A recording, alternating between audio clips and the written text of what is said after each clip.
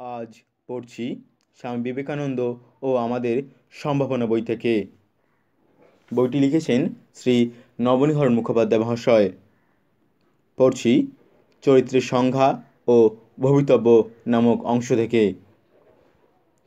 যে কাজ আমরা করি সে কাজ আবার করবার প্রবৃত্তি কেন আসে, এবং সেটা যদি বারবার করে যাই তাহলে এই যে দাগ মনের মধ্যে আমার চিন্তার, আমার কথার, আমার কাজের, সেটা কেন গভীর হয়ে যাবে, সেইটাকেই আমরা বলি অভ্যাস।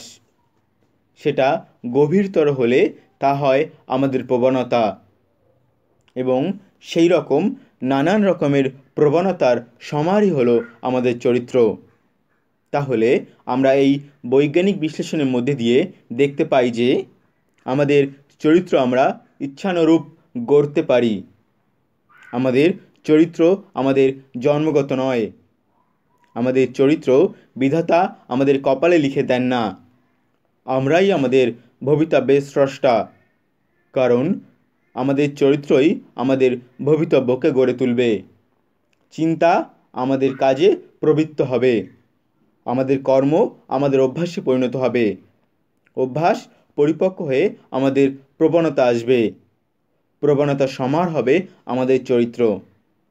চরিত্রের অনুবর্তী হয়ে ক্রমাগত আমরা সারা জীবন কাজ করতে করতে আমাদের ভাগ্য ভবিষ্যৎ নিজেরাই গড়ে তুলব।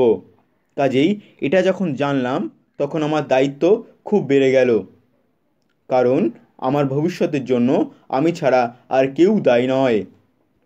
কাজেই অল্প বয়স থেকে আমার চিন্তা, আমার ব্যবহার, আমার বাক্য, আমার কর্মকে সংযত, শাসিত চালিত করব।